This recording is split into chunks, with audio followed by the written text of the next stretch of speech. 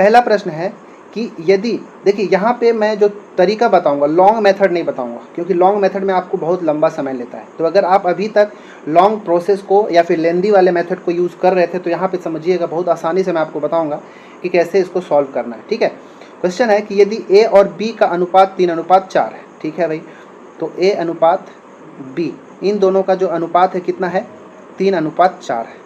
ठीक है, बी और सी का अनुपात 12:13 है। ठीक है भाई, बी और सी का अनुपात जो है 12:13 है। क्लियर है।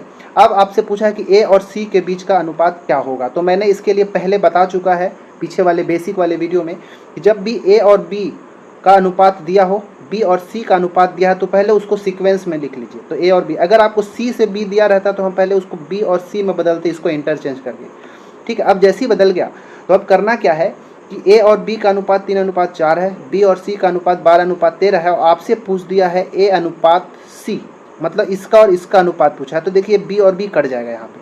कब कटेगा, जब इसको आप सिंप्लीफाई कर देंगे। एक काम क्या करेंगे, चाहे तो इसका इसका गुणा करके यहाँ अनुपात, इसका इसका गुणा करके यहाँ अनुपात कर देंगे और फिर काट पीट देंगे, तो हमारा आंसर ए और सी का अनुपात मिल जाएगा। लेकिन आप एक काम ये भी कर सकते हैं कि 4 एकम 4 और ये 4 तिया 12 कट गया। अब तो कुछ कटेगा नहीं, तो इधर अनुपात का लेफ्ट साइड में देखेंगे तो 3 तिया 9 हो गया, और अनुपात इधर 13 एकम 13 हो गया। तो 9:13 ही इसका हमारा सही आंसर होगा, जो कि ऑप्शन नंबर बी होगा। दूसरा तरीका मैं क्या बता रहा था, गुणा वाला, वो भी देख लीजिए। ए और बी का अनुपात 3:4 है, और बी और सी का अनुपात हमारा है 12:13। तो मैंने क्या बताया कि इसको काटने के बजाय अगर इसका ऐसे गुणा कर देंगे, इसका इसका गुणा जब करेंगे इधर वाले का और इधर वाले का, तो हमेशा आपको ए और सी का ही अनुपात मिलेगा, पहला और लास्ट वाले का अनुपात मिलेगा। तो ये 12 तिया 36 हो गया, और ये 13 चौके 52 हो गया। ठीक है, अब देखिए इसको भी काट सकते हैं, तो 4 9 36 और 13 चौके 52 कट जाएगा, 9 13 बच जाएगा। तो ये दूसरा तरीका हो गया। तीसरा तरीका एक और भी बना सकते हैं, तो ये मैं पहले बताया हूँ लेकिन मैं फिर से बता रहा हूँ कैसे। ए और बी का अनुपात दिया है तो हम इसको बटा में लिख देते हैं। बी और सी का अनुपात दिया है तो मैं इसको 12/13 ऐसे भी बटा में लिख दिया। अब देखिए बी यहाँ पे 4 है, बी यहाँ पे 12 है, तो क्या ये दोनों को सेम बनाया जा सकता है क्या, तो बिल्कुल बनाया जा सकता है। तो सेम बनाने के लिए अगर मैं 3 का ऊपर नीचे गुणा कर दूँ, तो अब देखिए ऊपर का हो गया 3 तिया 9, 3 चौको 12। देखिए बी यहाँ भी 12 हो गया, और यहाँ पर तो 12/13 था ही। अब यहाँ पे देखिएगा ए बी सी तीनों का अनुपात यहाँ पे हमारा मिल गया। ए 9 हो गया, बी हो गया 12 और सी हो गया 13। ठीक है, देखिए ए के सामने 9, बी के सामने 12 और सी के सामने 13। अब ये तो तीनों का मिल गया। अब आपका जिससे पूछेगा, जिसका पूछेगा आप बना सकते हैं। अगर ए और बी का अनुपात पूछता तो ये तो दिया है, बी और सी का दिया। अगर ए और सी का पूछेगा तो ए और सी, मतलब बीच वाले को छोड़ना है। यहाँ पर देखिएगा ये ए और सी, तो यहाँ पर 9:13 मिल जाएगा। क्लियर है इतना। तब भी 3 तरीके से हमने देखा कि इसका आंसर ही आएगा। तो ये तीनों मेथड में से कोई सा भी आप फॉलो कर सकते हैं। ठीक है, दूसरा प्रश्न देखते हैं। दूसरा है कि ए बी का अनुपात दिया है, बी और सी का अनुपात दिया है, सी और डी का अनुपात दिया है, डी और ई का दिया है। तो आपसे पूछ दिया कि A B C D E का अनुपात क्या होगा।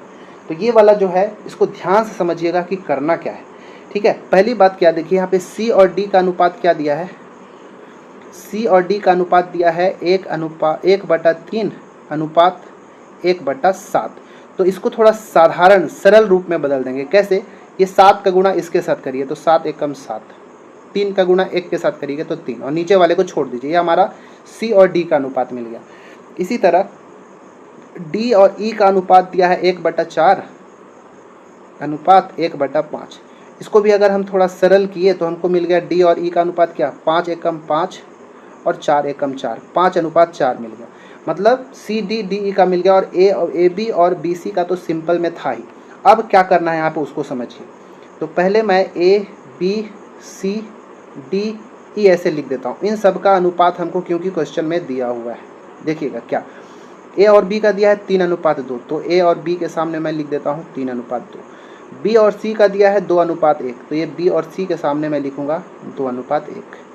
फिर दिया सी और डी का हमने अभी निकाला 7:3, तो ये सी के सामने हो गया 7 और डी के सामने हो गया 3। डी और ई का हो गया 5 और 4, तो ये हो गया 5 और ये हो गया 4। तो जो दिया है उसके सामने हमको लिखना है।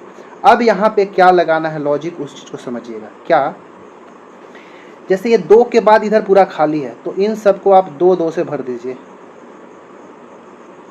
यहाँ पे देखिए इस 2 से पहले का इधर खाली है तो मैं यहाँ पे 2 भर दिया, इस 1 के बाद का पूरा खाली है तो ये पूरा बाद में 1 1 भर दिया, ठीक है। 7 से पहले का पूरा खाली है तो मैं 7 और 7 भर दूंगा, और 3 के बाद का खाली है तो मैं यहाँ पे 3 कर दिया। इस 5 से पहले का पूरा खाली है तो मैं इन सब के जगह में 5 5 भर दिया। मतलब A B C D E सब के जगह हमको कुछ ना कुछ भरना है। अब इन सब का गुणा करिए, तो 3 दूनी 6, 6 7 42, 42 पंचे होता है 210। तो ए के लिए हो गया, ए के सामने पूरी तरीके से 210 हो जाएगा। बी में गए 2 दूनी 4 7 28, 28 पंचे 140, तो ये हो गया 140, ठीक है। इसमें गए 2 1 कम 2 7 14, 14 पंचे 70, ये 70 हो गया। इसके बाद देखेंगे तो 2 3 6 पंचे 30, यहाँ पे 30 और 2 1 2 3 6 चौके 24, ये 24 हो गया।